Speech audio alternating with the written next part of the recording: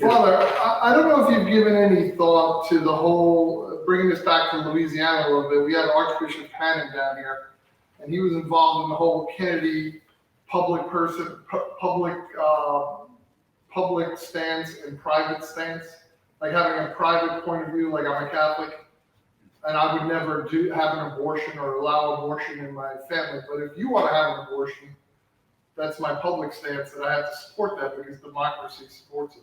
And I think this led to, a lot of the confusion we have today, because you're saying the church doesn't teach this stuff, but the church is teaching this stuff in the way that you could say, if your conscience says you can do this, then you can do this. So I think it's causing people to be very confused with this public opinion and private opinion. First of all, do you know if you've heard that before? Well, John Courtney Murray, Archbishop Hannon, how to get Kennedy to be the president in a Protestant country, basically tell the country, well, I'm a Catholic privately, but publicly, I'm going to support, whatever the country decides, not based on Catholicism.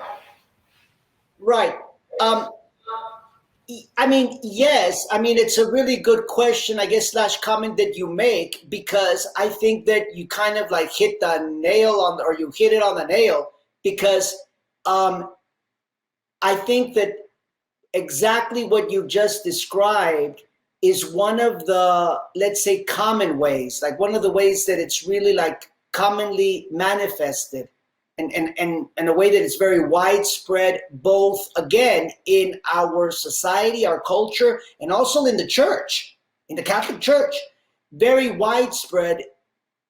I think it's something very common that it's rooted in this whole heresy. It's completely heretical. It's completely heretical because what makes something right or wrong is not the individual conscience, and it's not the individual's decision.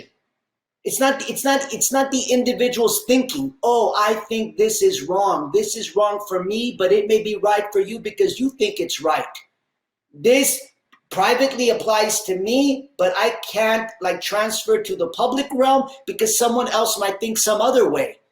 Notice how at the root of this is, again, the heretical view that what is sovereign, meaning let's say the most important, the determining factor, what is sovereign is the individual. The individual's reason or the individual's feelings, the individual's way of thinking. That's why I chose, or the individual's freedom. You cannot encroach on my freedom. You have no right to encroach on my freedom. I can do whatever I want. Let's just say, one might say, as long as I'm not, let's say, clearly hurting someone else or infringing upon someone else's rights.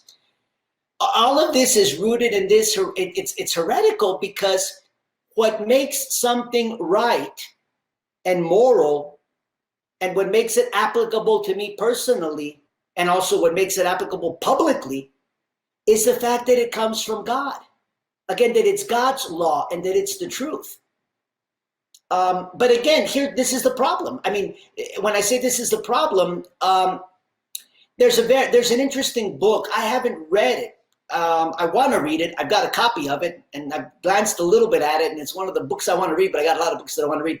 But it's an interesting book for if any of you are really interested in reading more about this and kind of also just the whole history of how our country was founded. I'd encourage you to read the book. In fact, I've got it right here. I brought it, and I'll show it on the screen. The book is called Liberty, the God That Failed. And it's by Christopher Ferrara. Some of you maybe have heard about him or know him. But basically, it kind of, he goes, really in depth. But again, I like the title because that's really what the heresy is, that human liberty is God, and it's what determines what's right and wrong. But just to kind of, I don't know if you want to comment further, but yes, this whole idea of privately, this is let's say my stance, publicly, something different, that's ridiculous.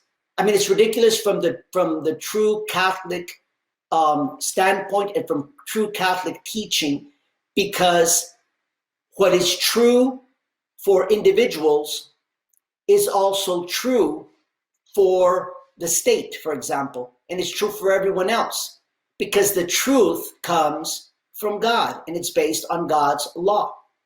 I mean, a very simple example is like the grave sin of abortion. I mean, the grave sin of abortion, it's a grave sin. Why? Because, I mean, it's a gross attack on God himself, who is the giver of life. He's the one who gives away life, and he's the one who takes away life. He's the one who determines who lives and who doesn't live.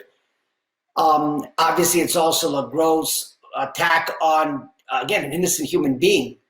But first and foremost, you know, a gross attack against God. He's the ruler of life. He's the creator of life. You know, nobody has the right to give life or take life. Only God. And that's what makes it right. I mean, right. That's what makes it wrong.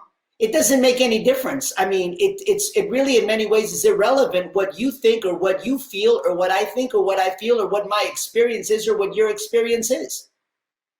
You know, you could even have, like, let's say, whatever, 100 people, 100 women come and tell you, oh, I had an abortion and it was a very liberating experience. Actually, the truth is the opposite. You know, you get the women that are being honest. They'll tell you how devastating, you know, the devastating effects of the abortion, you know, have been many times years later, you know, whatever, 5, 10, 15 years later. But even just for argument's sake, let's say you had a lot of people, oh, you know, this was a great experience for me. It doesn't make any difference. You know, that doesn't make it right. It's completely wrong. And that's something that holds for everyone. See, it's not just, oh, privately, you know, that's a sin for me, but it may not be a sin for you. That's ridiculous.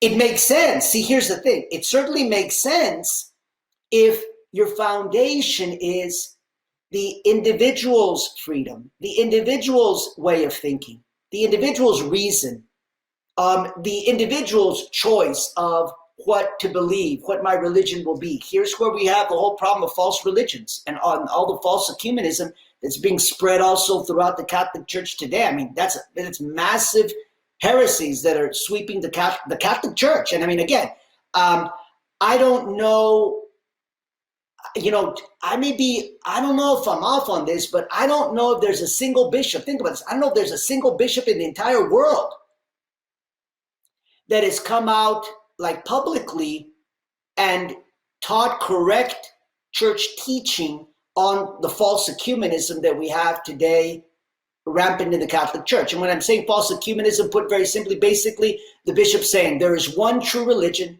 It's the Catholic religion. All the other religions are false religions, and they need to convert. They need to convert to the one true religion, outside of which there's no salvation. You have so many things that are said, and again, whether it's with the language of private and public, I don't know, whatever the language is used, but so many other things that are being said by pretty much all the bishops in the world that when all is said and done, it's heretical. It's against Catholic Church teaching.